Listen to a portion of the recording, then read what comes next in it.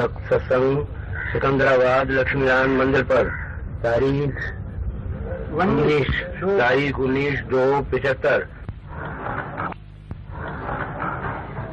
तूने ये मकड़ी का जाया क्या बना लिया?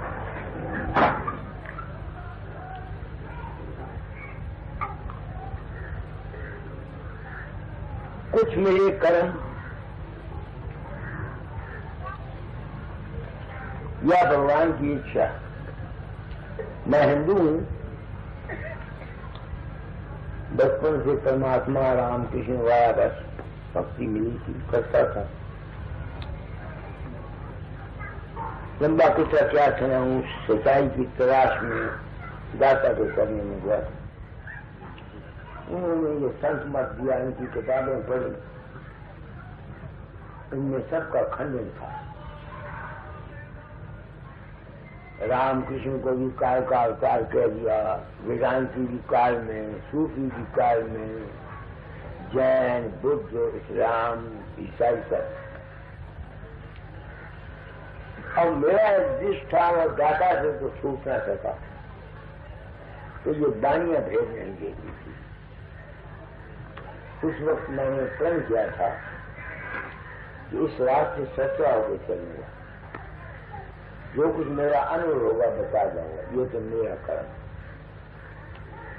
दाता द्वारा ने बड़ी दया की इस राज को बताने के लिए कि संत मत की असलियत और हकीकत क्या है, क्यों बड़ा है, तो ये काम दिया।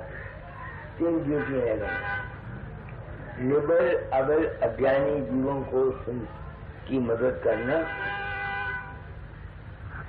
संसार से जीवों को सागर से पार निकालने की कोशिश करना और जगत कल्याण का काम करना।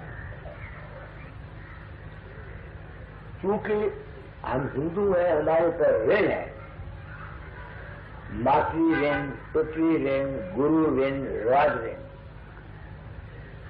ऋण कहते हैं कर्जे को। जो इस कर्जे को नहीं उतारता है, हिंदू फिलॉसफी के मुताबिक वो मुजरिम है।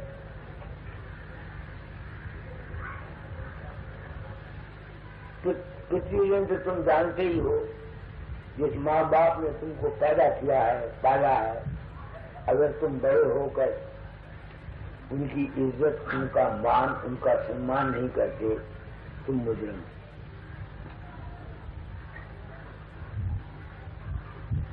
भाई है, दोस्त है, उसने तुम्हारे साथ मदद किया, तुम उसका एहसान नहीं मानते, तुम मुजरिम हो। हुकूमत है, तुम्हारी रक्षा करती है, तुम अगर उसका हुक्म नहीं मानते, तुम मुजरिम हो।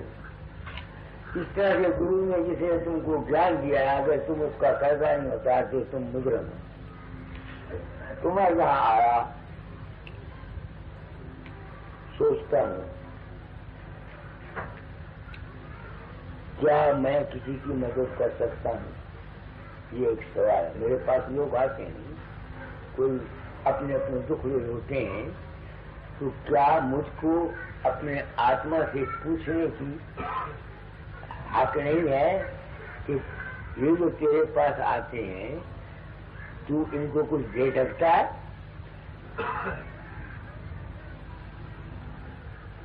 इस सवाल के जवाब में मैं ये बताना चाहता हूं कि ऐ इंसान, तुमको या मुझको जो कुछ भी मिलता है, वो तुम्हारी अपनी वासना का फल मिलता है। ये मेरी समझ में आया। मांगो और मिलेगा। मांगने का तरीका हम लोगों को नहीं आता। मालिक के दरबार में कमी वस्तु की ना, बंदा मौज न पावे ही चूक चाकरी मां। कुदरत का नियम है डिमांड एंड सप्लाई।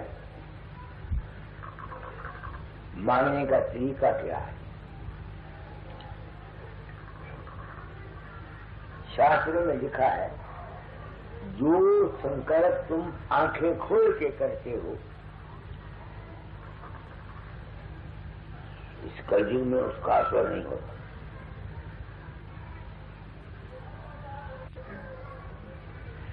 जो हम वासनाएं आंखें खोल जागृत अवस्था में करते हैं उनका इतना असर नहीं होता। जो चीज जो वासना हम आंखें बंद करके करते हैं, अपने दिमाग में रख के करते हैं, उसका असर होता है। क्यों? आप वायरलेस को जानते हैं कि पढ़े हुए इंजीनियर होंगे। वायरलेस में 2 कॉइल होते हैं, एक प्राइमरी कॉइल होता है, एक सेकेंडरी कॉइल होता है। तो अगर 10 वोल्ट की बिजली प्राइमरी कॉइल से गुजरती है तो जो सेकेंडरी कॉइल है उसमें अगर यहाँ 100 चक्कर हैं वहाँ 1000 चक्कर लगा दो तो जो वोल्टेज प्राइमरी से निकलेगा वो उसके साथ लगने से 1000 वोल्टेज बाहर जाएगी। तुम में से कोई इंजीनियर होगा जानते उस बातों को नहीं, प्राइमरी एंड सेकेंडरी का है। ये जो जगह है हमारी, जो आदमी अपनी वृत्ति को यहां इकट्ठा करके किसी चीज की वासना करता है उसमें उसको कामयाबी होगी। मैं साइंटिफिक वे पर आपको बता रहा हूं। अरे हमारा ख्याल, हमारी रूह है क्या? एनर्जी तो है। बाहर की एनर्जी ग्रास मैटर के एलिमेंट्स को इकट्ठा करके बनाई है, और ये सूक्ष्म जो एलिमेंट हमारे अंदर है इनकी कटन। इस वास्ते अपने तजुर्बे की बिना पर कहता हूं कि गृहस्थियों दुनियादारों को चाहिए कि जो कुछ वो मांगते हैं, चाहते हैं, वो अपनी खोपड़ी में अपने मन को इकट्ठा करके वहां मांगा करें और ले जाए। जितनी जबरदस्ती से तुम कोई चीज रखते हो तभी तो कहते हैं ना इसका तजर्बा मुझे हुआ, मैं तो कोई जाता नहीं, मुझे पता नहीं। लोग अपने अंतर मेरा रूप बना लेते हैं, उनकी कंसंट्रेशन हो जाती है ना, तो वो जो कुछ मांगते हैं उनके हो जाता है।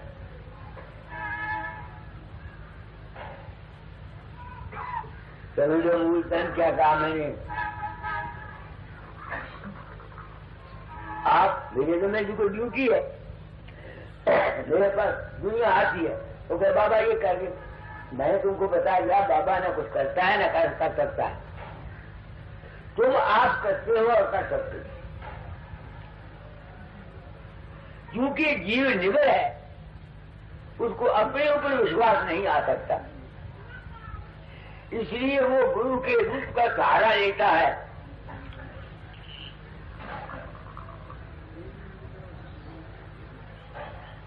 एक पॉइंट, तुम गृहस्थी हो, मेरे पास कई दुखी आते, मैं यही कहा करता हूं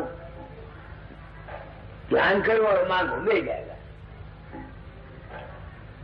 मैं ये नहीं कहता तुम मेरा ही ध्यान करो, नहीं।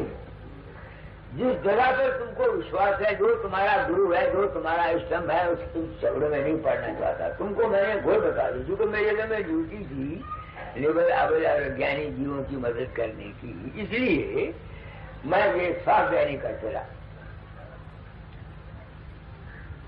अब तुम सोचो कि जो कुछ तुम मानते हो क्या वो मिल सकता है? ये सवाल है। देखो, तुम रात को सपने में चले जाते हो, तुम्हारे ख्याल में गुस्सा आता है,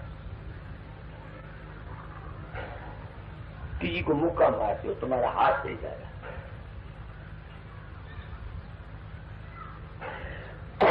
किसी को ठोकर मार दो, पाँव ले जाता। रात को आप देखते हो डर जाते, तुम्हारी जुबान बोलते, बड़बड़ाते।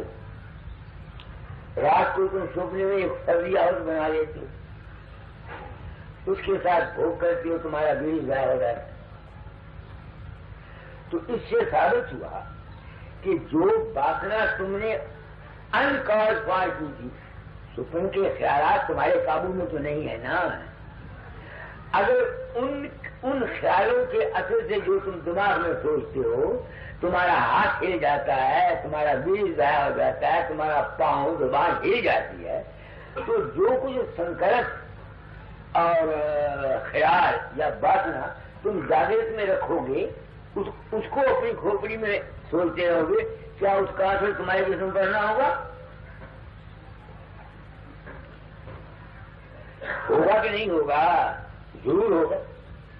इस वास्ते ऋषियों ने हमको ये तालीम दी है कि मन वचन कर्म से शुद्ध रहने की कोशिश करो, अपने ख्याल अच्छे रखो। ऋषि लोग क्या करते थे? वो साधक थे अपने अंतर,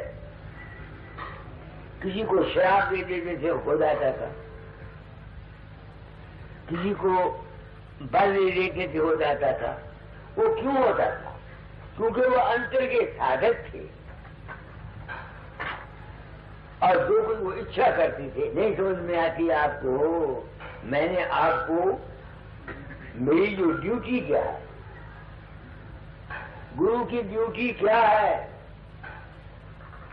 दूसरे की बुद्धि को निश्चयात्मक बना दे, यह है गुरु की ड्यूटी। गुरु दया क्या करता है? जब दया गुरु की हुई, निश्चय की शक्ति मिल गई, निबलता जाती रही और बल की शक्ति मिल गई, आ गए सत्संग में और संग सत्ता हो गया, दुर्गति जाती रही और सुमति की शक्ति मिल गई। यह है गुरु के सत्संग की महत्व। तुम्हारी बुद्धि को मेरी ये ड्यूटी है कि जो कुछ मैं कहना चाहता हूं वो इस तरह से बयान करूं कि तुम्हारा दिमाग उसको कबूल करे।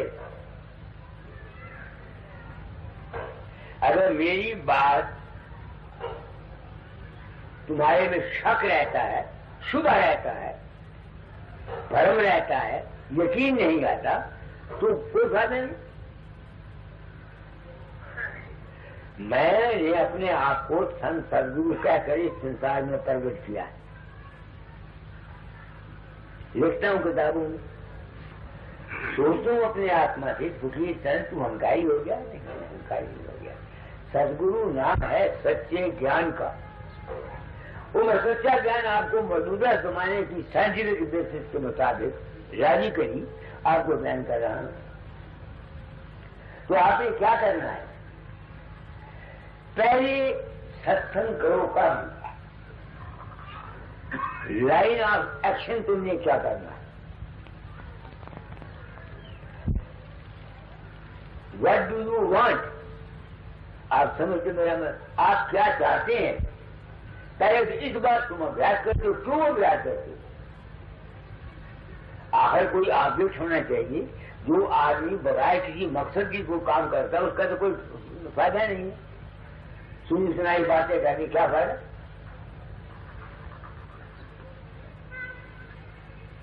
तो चूंकि मेरे समय ये ड्यूटी थी, मन याद आता हूं हर साल के साथ, कभी अगले साल आऊं या ना आऊं क्या पता है, तो उसके हाथ में है। मगर मैं अपनी फर्ज, आप लोग आते हैं आपको यही कहा जाता है, अपने अंतर में जो कुछ भी तुम्हें चाहिए वो अपने अंतर में यहाँ ये जो है कार्य देंगे, ये कार्य देंगे। यहाँ से वेव, थॉट वेव, बाहर में तो वायरस में बिजली की वेव जाती है ना, तो यहाँ हमारा थॉट वेव जाती है, वो भी बिजली है, वो भी बिजली है। वो वेव तुम्हारी आसमान पर जाएगी, जिसमें वायरलेस की जाती। तो जब आपकी वेव आसमान पर जाएंगी तो वो जिस चीज की तुम्हें जरूरत है वो वेव वहां से मैटर लाकर किसी आदमी के जरिए, किसी ख्याल के जरिए आकर के तुम्हारी मदद कर जाएगी।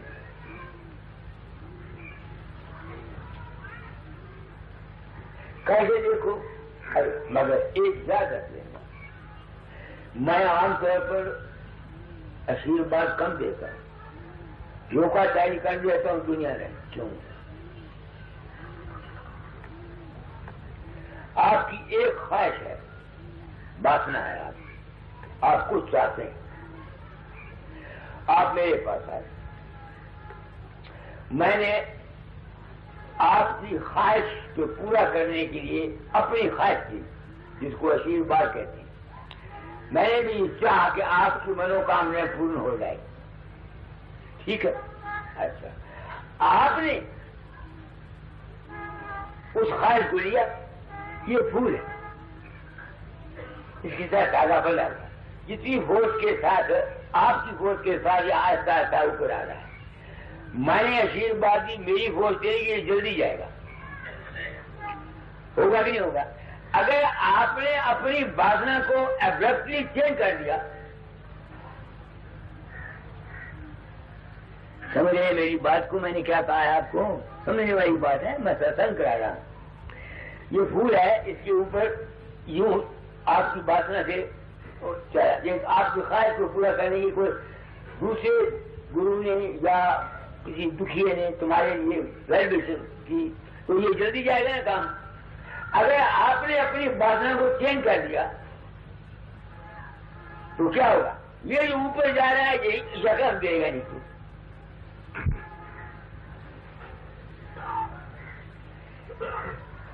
एक तो आपकी फोर्स टूटेगी, एक मेरी फोर्स टूटेगी। यू विल सफर मोर।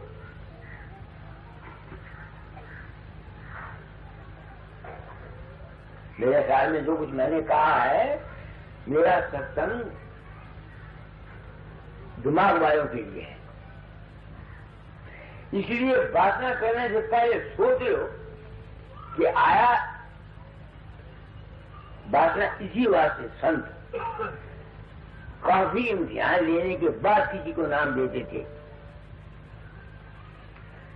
उसको डिजायर आया, he had got a strong desire to achieve this, उसको ख्वाहिश है इस चीज के ज्यादा हासिल करने की नहीं। आजकल क्या है, सुबह गाड़ी में जाओ, गुरु महाराज के पास मंत्र ले आओ और वापस आ जाओ। ये जो सेवा दी जाती थी, टेस्ट की, पहले ऋषि लोग टेस्ट करते थे कि नहीं, यूं ही किसी को ज्ञान नहीं देते थे, कुछ वो देखते थे कि इसमें इस चीज के हासिल करने की कितनी डिजायर है। मेरी बात को आप समझ रहे हैं? समझे? इतिहास पढ़ो, आदमी गए, बाप ले गया लड़कों को, इनको नाम दान दे दो जी, इनको छोड़ जाओ भाई, उसको तो जिस जब तक किसी की जबरदस्त आनंद राव तुमको ट्रेन कर, जब तक किसी की जबरदस्त कोई ख्वाहिश न देखो, तब तक उसको आशीर्वाद मत दो।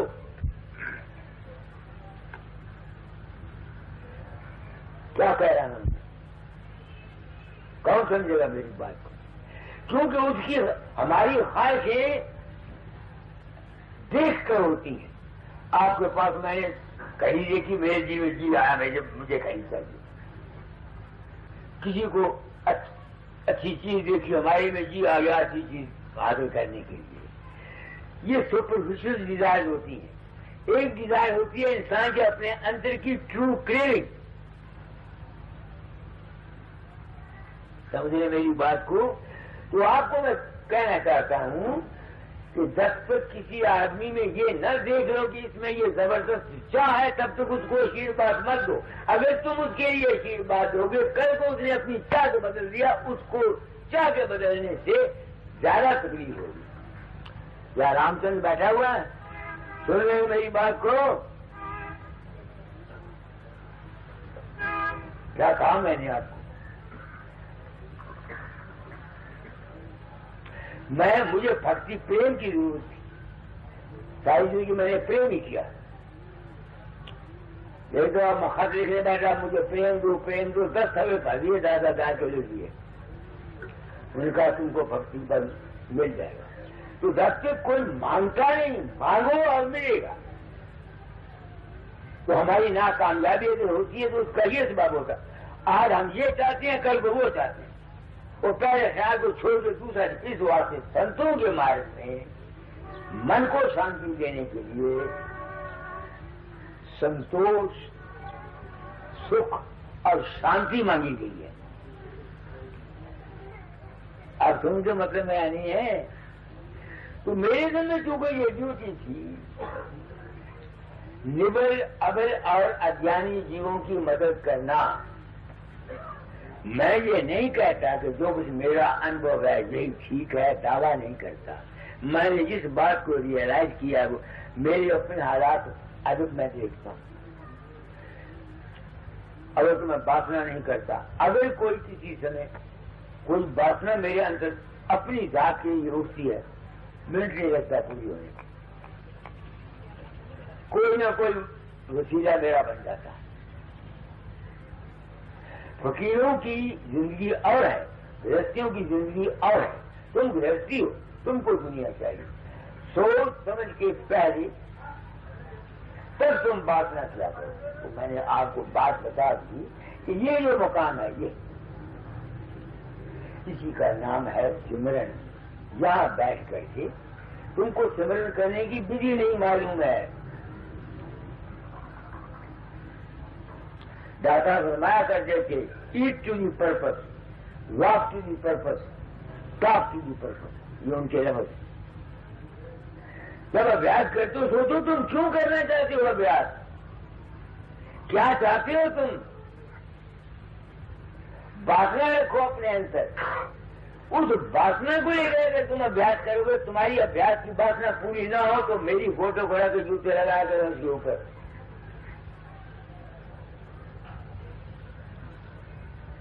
समझ गए मेरी बात को। मगर हमारा मन इतना चंचल है कि हम कहीं में तो कुछ चाहते हैं, फिर कुछ चाहते हैं, फिर कुछ चाहते हैं, फिर कुछ चाहते हैं, और धोबी का कुत्ता ना घर का ना खान का किसी तरफ का नहीं रहे। समझ गया मेरी बात को। मैंने कहा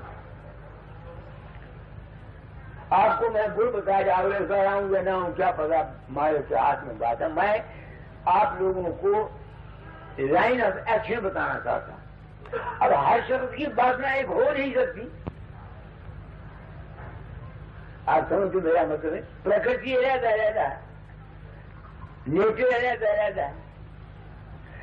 अब जो काम तुम किसी ऑब्जेक्ट को लेके करोगे, मकसद को लेके करोगे, तुम कामयाब होगे। अगर तुम उठपटांग सोचते रहोगे तो तुम अभ्यास भी करते रहो, तुम्हारी जिंदगी में चैन नहीं, पीस नहीं मिलेगी तुम्हें, न मकसद जिंदगी पूरा होगा।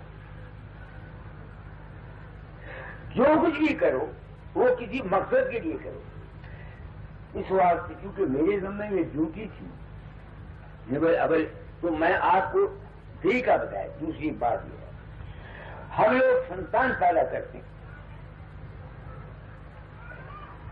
क्या हम संतान औरत के पास जाते हैं संतान के ख्याल से जाते हैं?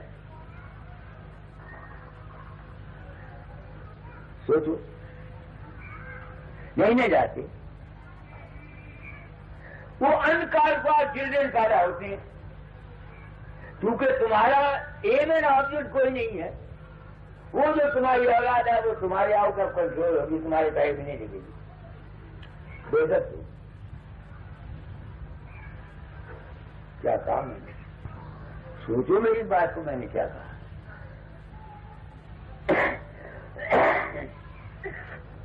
आजकल देखो विज्ञान ने जहां 6 मन कण पैदा होती थी, अब थोड़ा 20 मन पैदा हो जाएगी ना। मेडिकल साइंस में कितनी तरक्की की है।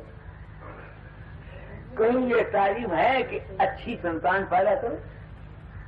कोई करता है? नहीं ना करता। तो फिर रोते क्यों हो भाई? जिन ख्यालात को, जिन भावों को लेके तुमने बच्चे पैदा किए हैं वो तो तुम्हारे आगे आएंगे। जो तुम मर्जी क्या करते हो। मैं चाहता हूं जो नौजवान जोड़े हैं तालीम याफ्ता जो मेरे पास आते हैं, मैं उनको व्यस्त करता हूं। मैं कहता हूं अच्छी संतान पैदा करो। मेरा गुरु है ज्ञान। ज्ञान जब भी जाहिर होगा वो लफ्जों के लिए जाहिर होगा। तो मेरा अंग मेरे वर्ड है, मेरी वाणी है। जो मेरी वाणी को सुन के अपने पास लगाएगा उसको फायदा पहुंचेगा। मुझे ये बीमार है क्या फायदा पहुंचेगा भाई। तो आप लोग आए सत्संग में, मैं भी आ गया। मैं ये चाहता हूं आप लोगों को इतनी दर्द दे जाऊं कि मेरे श्री के बाद फिर आपको कुछ पूछने की कोई जरूरत न रहे। आप मेरे भाव को, आपको अपनी जिंदगी में लाइन ऑफ एक्शन मिल जाए। आजकल दुनिया में गुरुइज्म एक कस्बे वाच का जरिया है। आप समझते मेरा मतलब नहीं। हम लोग पखंड करके गिरवे बस्ते पहनकर गृहस्थियों को बेवकूफ बनाकर उनकी दौलतें लूटते रहते हैं, ठग में। समझिए मेरी बात को। तो ये है तरीका मांगने का। यह इसी वास्ते सुमरन ध्यान दिया जाता है। मगर ये सुमरन ध्यान गुरु की मार्फत मिलना चाहिए। गुरु बिन माला फेरते, गुरु बिन देते दान, गुरु बिन नाम हराम है, जय पूछो वेद पुराण। दुनिया नहीं जानती इसके पहले क्या है। गुरु नाम है समझ का, गुरु नाम है विवेक का, गुरु नाम है ज्ञान का। जो काम करते हो सोच समझ और विवेक के साथ करो। मन की लहर बड़ी जबरदस्त है, इसको काबू में करना आसान काम नहीं। तो जब तक गुरु की समझ जो मिली हुई है उस समझ के साथ तुम चलोगे, तुम्हारा कल्याण होगा। तो मैंने उनके सवाल का जवाब अब भी जहां आप लोगों को कह रहा हूं। तुम माता हो, तुम्हारे ख्याल में ताकत है, मेरे में भी तुम्हारे में। अब तुम सोचो, एक औरत है, तुम हो, तुम नाम जपते हो, यहाँ रोज ध्यान करते हो, यहाँ से रूटीन, यहाँ इस जगह पर आधा घंटा आधा घंटा, उससे क्या हो जाएगा। तुम्हारा ख्याल की वेग वैसे मैंने वायरस बढ़ेगी ना बढ़ेगी, मगर तुम अपने दिल में नफरत रखती हो। तुम्हारा खावन के साथ झगड़ा, गिरानी के साथ झगड़ा, सास के साथ झगड़ा, दूसरों का तुम बुरा चाहती रहती हो। वो जो बुरा चाहने का या नफरत का ख्याल तुम्हारी सबकॉन्शियस माइंड में है, जब तुम अभ्यास करोगे वो तुम्हारे लिए और जिनके लिए तुम बुरा चाहते हो दोनों के लिए नुकसान के साबित होगा।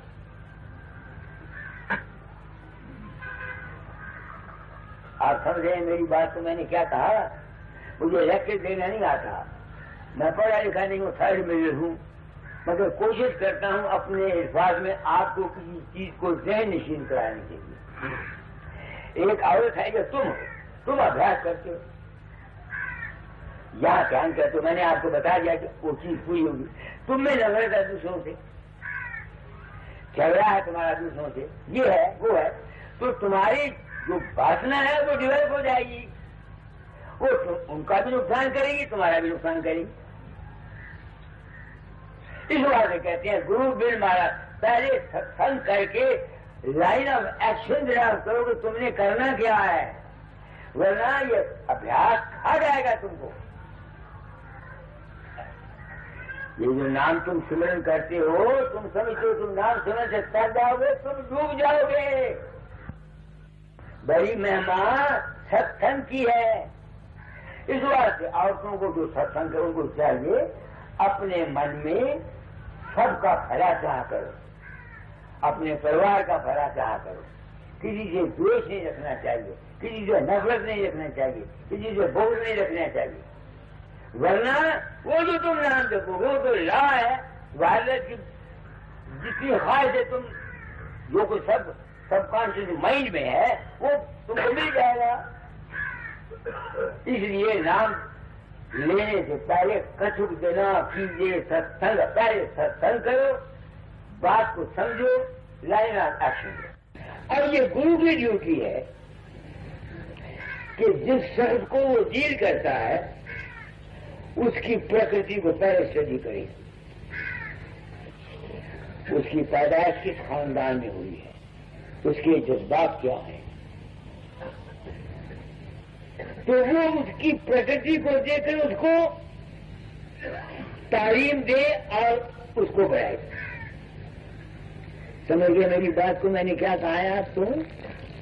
नाम दान देना तो आसान काम नहीं है। मैं आपको अपनी मिसाल बताता हूं। मेरे छोटे भाई राय साहब सुंदरनाथ थे, ये केरूमल इसका नाम का दाता है बदल के। ये भी मेरी तरह नाम लेना चाहता था। दाता ने कहा भाई नाम दे दिया, कहा जपना नहीं, तुमने नाम जपना नहीं, क्या करना? तेरे वास्ते life mean work and work mean life. समझिए मेरी बात को, मैं आपको बता रहा हूं, समझिए मेरा भाई। दूसरे की नेचर को स्टडी करो, उसकी नेचर के मुताबिक उसको हिदायत करो। बाद वक्त ऐसे मेरे पास केस आते हैं खानदानी, उनके भाइयों के साथ झगड़े होते हैं, नहीं समझ में आती है, लेने देने के व्यापार में होते हैं। अगर सबको ही यही कहोगे भगत बन जाओ, भगत बन जाओ, दुनिया उनको खा जाएगी। क्या कह रहा हूं मैं शेर साहब? दुनिया को परिवार सिखाओ चीज है, स्वर्ण सिखाओ चीज है। दुनिया में रहने के लिए हमें जहां बहुत कुछ करना पड़ता है। इस वास्ते ये गुरु का काम है कि इंडिविजुअल हदायत करे। इंडिविजुअल जिस तरह से हेल्थ डिपार्टमेंट है और एक हॉस्पिटल है। हेल्थ डिपार्टमेंट तो वो बात कहता है जिससे बीमारियां आए ना, और हॉस्पिटल जो है जो बीमारी हो तो इंजेक्शन लगाता है, काटता है। इसलिए ये गुरु मत किसी मार में राज से अपनी तकलीफात बयान करो, अपने आप को उसके सपोर्ट करो। अगर वो कैपेबल है किसी को डील करने के, तब उसको केस हाथ में लेना चाहिए। इसका डॉक्टर है ना, अगर उसने उसको डायग्नोज कर लिया, वो समझता मैं क्योर कर सकता हूं, तब उसको उसका इलाज शुरू करना चाहिए। अगर वो कैपेबल है तो क्या करेगा? ऐसे ही गुरु जो है वो हालात सुन के अगर वो समझता है कि he can change his life, तब वो उसको नाम देंगे, उसका बागी पकड़े। हमेशा पूर्णमय रहो। किसी को, रिश्तेदार को, अपने बच्चों को कभी मत कहो तो तू नालायक है। देखो मैं आपको बताता हूं, तुम्हारे बच्चे हैं इनको मत कहो तू नालायक है, तू खराब है। वो जो तुम्हारा ख्याल दिया हुआ वो उसके दिमाग में बैठ जाएगा, उसको नुकसान पहुंचा देगा। जरूर बुझाएगा, बस नहीं कर सकते। हमारे घरों में खामद औरतों को बुरा भला करते रहते हैं, औरतें खामदों को बुरा भला करती हैं। उनका नतीजा हमारे घर की अशांति आ जाती है। इस वास्ते मैंने तालीम को बदल दिया। शांत यानी घर में प्रेम रखो। जिस घर में हाउस बीवी प्रेम से रहते हैं उनको कभी कोई कष्ट नहीं होना चाहिए। मैं नहीं मानता। कई औरतें होती हैं, मैं तुमको अमली जिंदगी बताता हूं, प्रैक्टिकल लाइफ तुम्हारी ये उड़ती रहती है। जिन्होंने कोई बात कही, किसी ने कुछ कही, वो खोपड़ी में रखती है और उसके ऊपर सोचती रहती है। उनको दंड हो। मेरी औरत मुझे जो राय साहब ने कुछ बात भूलती नहीं थी, साहब कहती कुछ नहीं, मगर दिल में जरूर रखती। तो मैं जानता था कि इस किस्म की बातों से सेहत पर असर पड़ता है। बस हो गया, यही बैठ जाओ। तो मैं यही कहा करता था, मैं कहा करता भागवती तुम्हें तुम्हें 6 साल 4 साल कोई पड़ी है, तुमको बता देता हूं। ये सत्संग है, लट्टेबाजी नहीं। तो घरों में बेटियों को शांति रखा करो। अगर तुम्हारे घर में कला है उसका नतीजा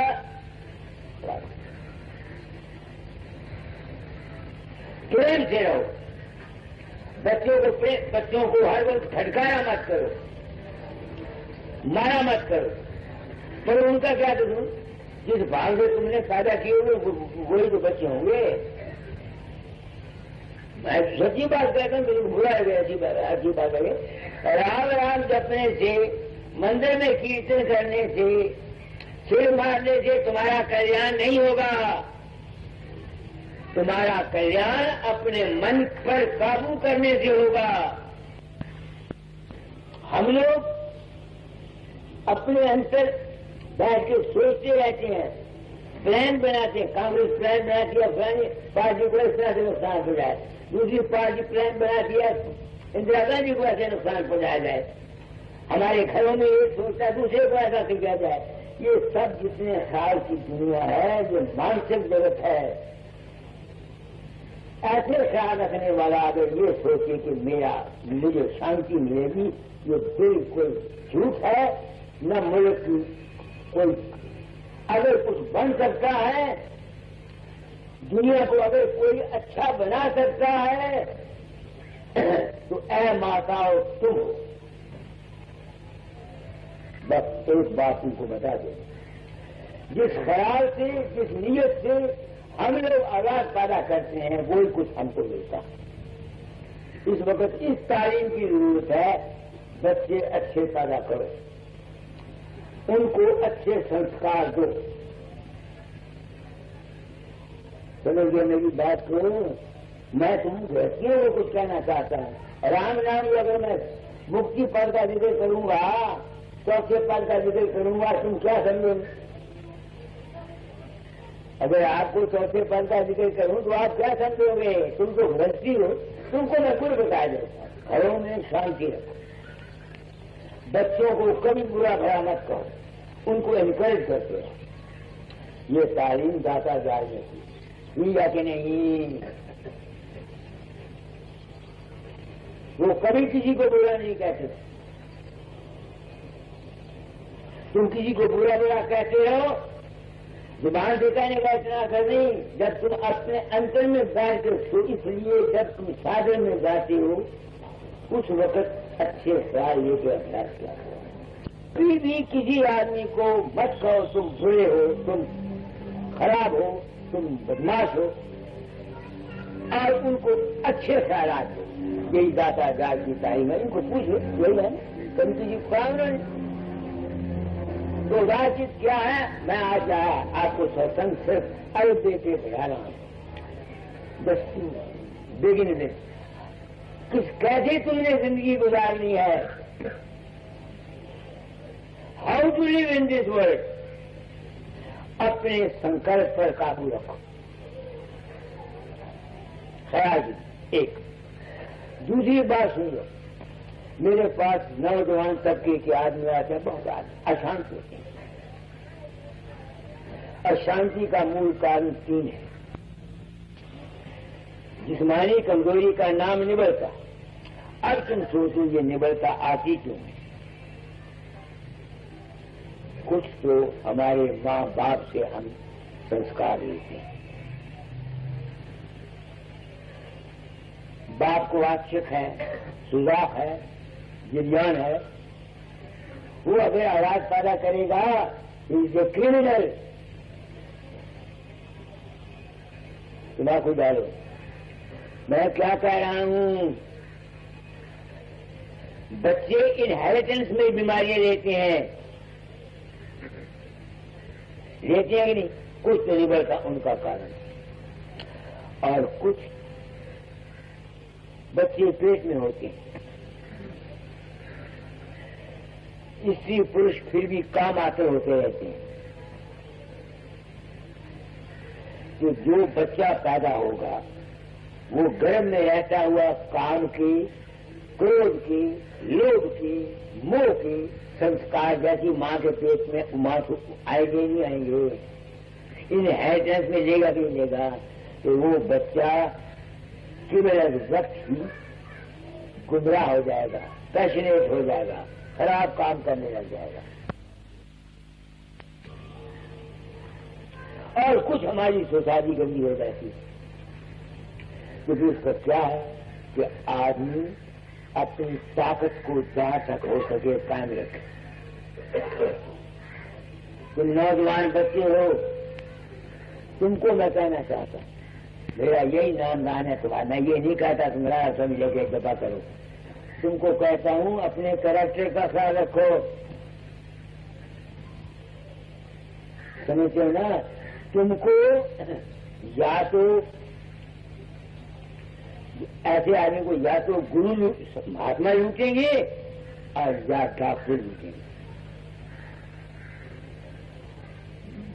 मानसिक और शेख ब्रह्मचर्य दो चीजें बड़ी इंपॉर्टेंट हैं। हमारे शास्त्र यही तो कहते हैं, कोई और तो नहीं कहते हैं। एक आदमी 20-25 साल शादी नहीं कराता, वो गिरता रहता है, क्या फायदा? ये अभ्यास में जिनको प्रकाश वगैरह नहीं खुलते हैं, करते रहते हैं, ये कौन है? ये वो आदमी है जिनके मानसिक अशेष ब्रह्मचर्य गिरे हुए होते हैं। अभ्यासियों, नौजवानों, मैं तुमको सच्चाई बयान कर रहा हूं। एक शख्स बनारस से मेरे पास आया, होशियार पर, कहता मुझे ईश्वर के प्रश्न करा दो। ईश्वर क्या है? मैंने कहा ईश्वर क्या है? इसमें ईश्वर ही है। ईश्वर दुनिया बनाता है, तुम्हारे अंतर तुम्हारा ईश्वर तुम्हारा बीज है, जिसमें ये ताकत है जो बच्चे पैदा कर देता है। दूसरा ईश्वर तुम्हारा संकल्प है, वासना है, जैसी तुम वासना करोगे वैसे तुम्हारी दुनिया बन जाएगी। तीसरा ईश्वर का रूप प्रकाश है, रोशनी है, ज्योति स्वरूप है। तुम ईश्वर बार ढूंढते हो। तुम बेशक राम राम न जपो, अगर अपने मन पर काबू रखो, तुम ईश्वर के पुजारी हो। जो अपने बीज को बेफायदा जाया करता है वो ईश्वर जो ही है। तुम ईश्वर को पर नाम जपो या ना जपो, तो इसलिए है नौजवान बच्चों तुम में जो बैठे हुए हो, अपने कैरेक्टर को बनाओ। नौजवान लड़कियां हैं, अपने कैरेक्टर को बनाओ। समझ गए मेरी बात को? और उतना खाओ जितना तुम डाइजेस्ट कर सकते हो। हम स्वाद के जेरे असर ऊट पटांग खा जाते हैं। खाओ जिंदा रहने के लिए, स्वाद के लिए न खाओ। यह है निबलता का एक मूल कारण। सेहत का ख्याल रखो। सबसे पहले खुश रहने की कोशिश करो। ख्याल की ताकत हमारी लिए तो मैं 88 साल का हूं ना। बच्चों बोलता हूं को मजूम करता है, बूढ़ा हूं नहीं करता। अपनी जुबान को काबू में रखो, खुराक अपनी ठीक रखो। ज्यादा खाओगे बीमार हो जाओगे। सेहत का ख्याल रखो।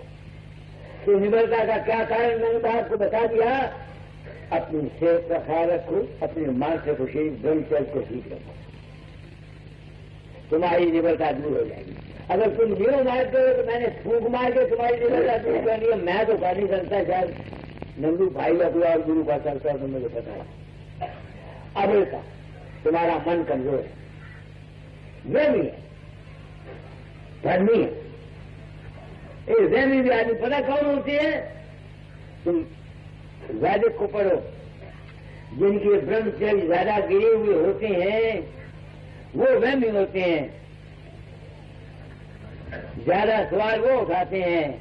रामचंद्र आके खोल, मैं क्या कह रहा हूं, तो मुझे मेरा मतलब नहीं है। हाय कौन कर? तुम माता हो, तुम्हारे बच्चे पैदा हुए हैं, जिस बच्चे की सेहत अच्छी है आप देखो हमेशा हंसता रहेगा, उनका मुंह में हंसता रहता है, और जो कमजोर है चाहे चाहे चाहे मामी दुखी बापी दुखी सोसाइटी दुखी। इस बात से सबसे पहले अपनी फिजिकल को ठीक करो और मेंटल में क्या है? इंसान कमजोर, इसको सहारा दो, विश्वास दो, श्रद्धा दो, आशावादी बनो, हमेशा यकीन रखो कि भगवान जो करेगा अच्छा करेगा, मालिक जो करता है अच्छा करता है। ये जो तुम्हारा फेथ है, मैं नहीं कहता तुम मुझको फेथ रखो, जहां तुम्हारा विश्वास बैठा वहां फेथ रखो, राम पर रखो, किसी पर रखो, एक पर रखो, वो मेरा मैं उसका। तुम देखो गुरु नानक साहब की हिस्ट्री करो, उनको विश्वास था उस मालिक पर। जब सुल्तानपुर तोड़ने लगे सौदा, एक दो तो 13 पर आए तो ख्याल आ गया मैं तेरा, सौदा देते गए मैं तेरा, मैं तेरा, मैं तेरा, मैं तेरा, मैं तेरा, मैं तेरा, मैं तेरा, कहते गए।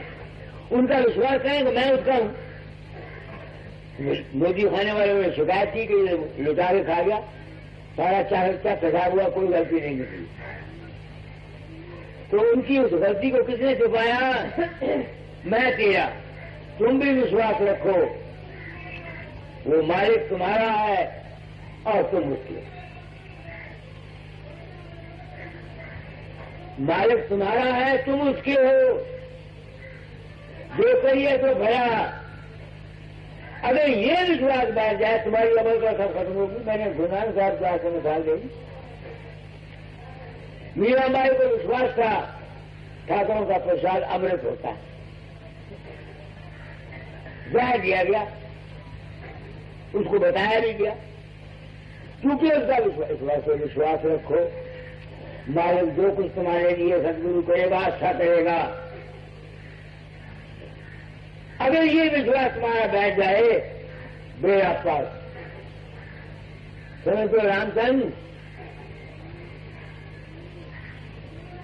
अब तुम कहोगे ईश्वर का अब किस पर विश्वास करें? ये एक सवाल पैदा होता है। अब जमाना बदल गया, अकल इंसान की इतनी तेज हो गई है तो सवाल जवाब करती है। किस पर तुमने विश्वास करना है, इसका जवाब संत मत देगा। संत मत है किन के लिए? सिर्फ ऐसे दिमाग वालों के लिए जो वाई एंड हाउ का सवाल करते हैं, उनके लिए है ये संत मत। आम दुनिया के लिए संत मत नहीं। आम दुनिया के लिए तुम्हारा अपना विश्वास रखना मर्जी रखो। जिनके दिमाग में यह ख्याल पैदा हो जाता है, नहीं समझ में आती है कि अब किसको पूछो, ईश्वर क्या है, परमेश्वर क्या है, ब्रह्म क्या है, जिनके दिमाग में ये सवाल पैदा हो जाता है, उनके लिए ये संत मत है। पहले ये यकीन करो कि परमात्मा या गुरु बाहर नहीं है, ये तुम्हारे अंतर रहता है। बस एक बात मैं बता दूं, जो गुरु को ये समझते हैं होशियार को रहता है, मदद उनकी भी होगी मगर वक्त लगेगा।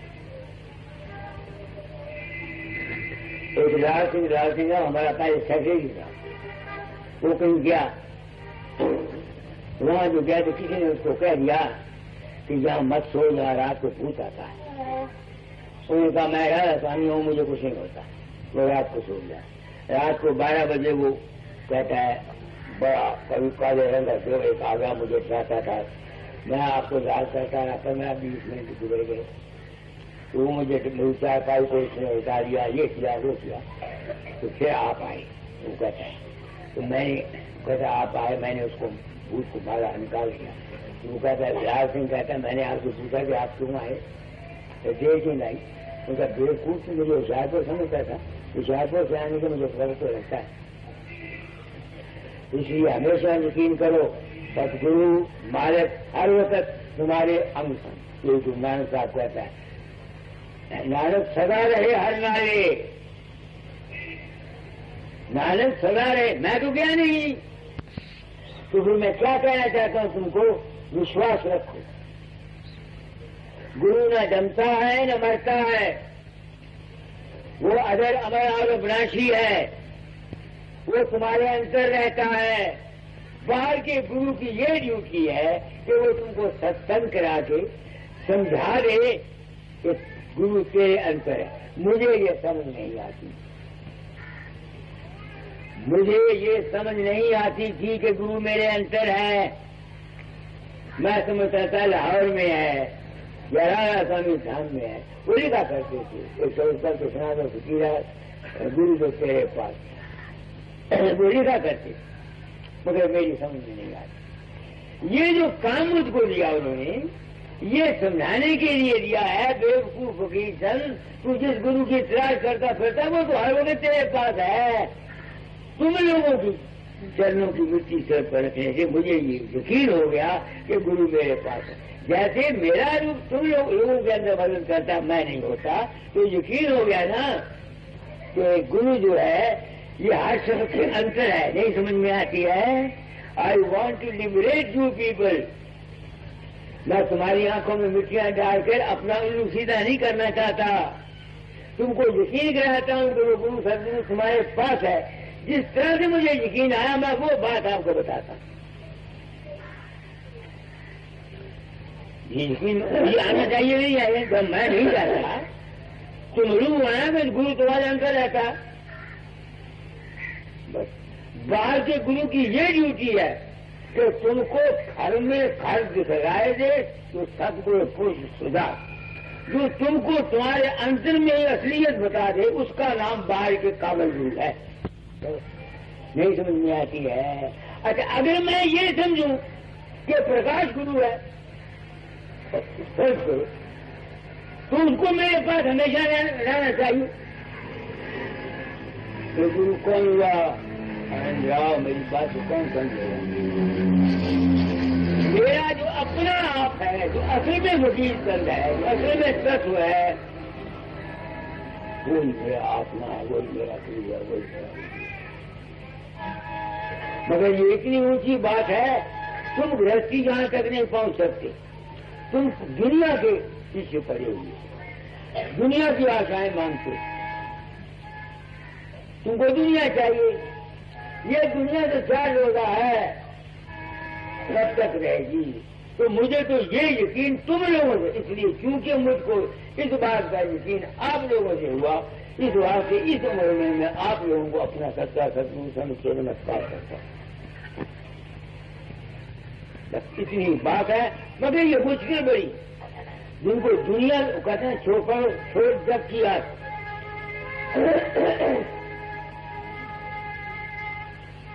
पागल भरन बेचारे मन का छोड़ जगतिया। वो जग क्या है?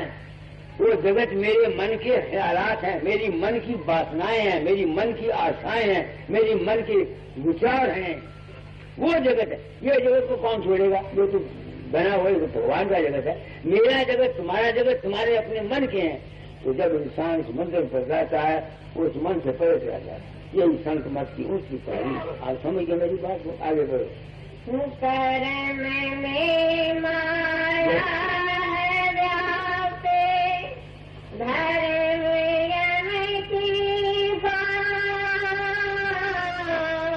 बन में अनवन देखी मन में भरम था संन्यास। रामचंद्र आंख खोल।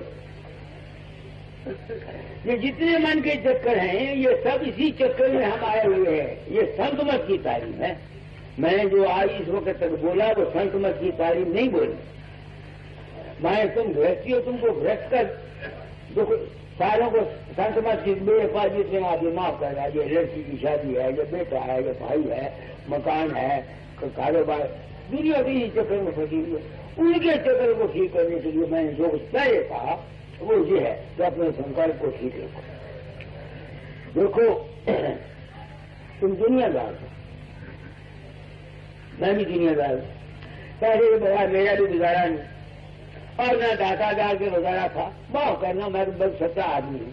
ये संसार ही ऐसा है, इसमें अगर तुम जो कुछ भी चाहते हो वो दो, प्रेम चाहते हो प्रेम दो, इज्जत चाहते हो इज्जत दो, धन चाहते हो धन दो, गाली चाहते हो गाली दो,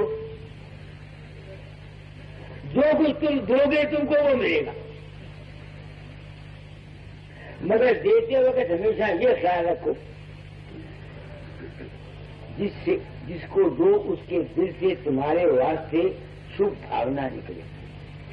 इन साधुओं को तुम दोगे बेनों कपड़े वालों, ये तो अपना हक समझते हैं, इनके अंतर से शुभ भावना तुमको नहीं मिलेगी।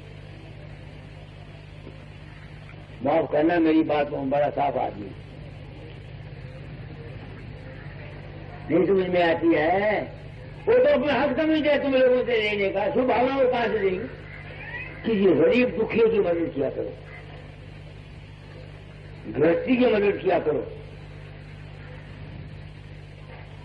ये मैंने आजमाई बात। मेरे पास एक वैद्य राज आया, जलंधर के गांव में काम करता था। मेरे कहा बाबा जी 12 साल हो मेरी औलाद नहीं है, 12 साल हो गए मेरी औलाद नहीं है। मैंने कहा क्या काम करते हो डॉक्टर? कहाँ करते? गांव में। मैं कहा ये काम किया करते हैं क्या?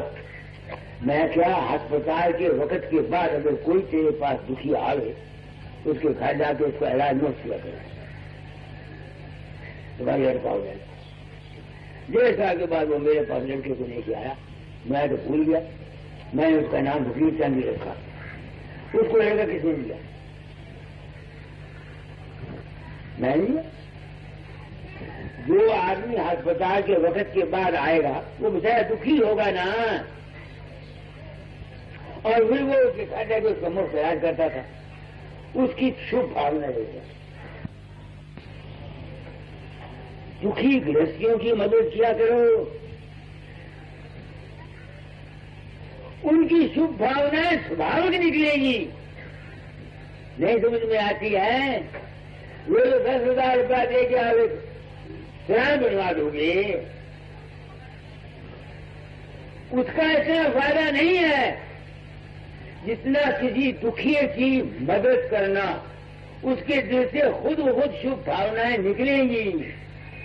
एक शख्स में पेट में दर्द है, चिल्ला रहा, कोई हमदर्द आया, उसने उसको चूर्ण भेजा, उसको आराम आ गया। अब वो स्वाभाविक ही उसके दिल से दुआ निकलेगी कि नहीं निकलेगी? मुझे बोलो। रामचंद्र सुनता है आंखें। हम मंदिर में क्या करते हैं? किसी की टांग नहीं है, कुछ हम उनकी सेवा करते हैं, उनके भाव को हमें मिल जाता और उनकी दुआएं हमारे काम करती। कितना मैं साफ बयानी करता हूं, मुझे कौन फलुआ देगा? जितनी मैं साफ बयानी करता मुझे कौन देगा? मगर फिर भी काम चलता है। इसलिए ऐ माता 300-300 रुपए की साड़ी मत पहना करो, 100 की पहन ली, जो 200 बचाती हो। गृहस्थियां उसमें कितनी दुखी है। हेल्प दी पुअर, ये है दान जो असली तुम लोगों को करना चाहिए। गरीब गृहस्थियों की मदद करो। तो ये है, इसी बात से मैंने इनको कहा मैं सेंटर बनाया जाता हूं, वहां के सत्संगों के पैसे को इकट्ठा करके जो वहां के तुम्हारे अपने ही सुखी आदमी है उनकी मदद किया करो। कोई सुखी लड़का है उसको बढ़ा दिया, वो लायक हो जाएगा, काम बन जाए।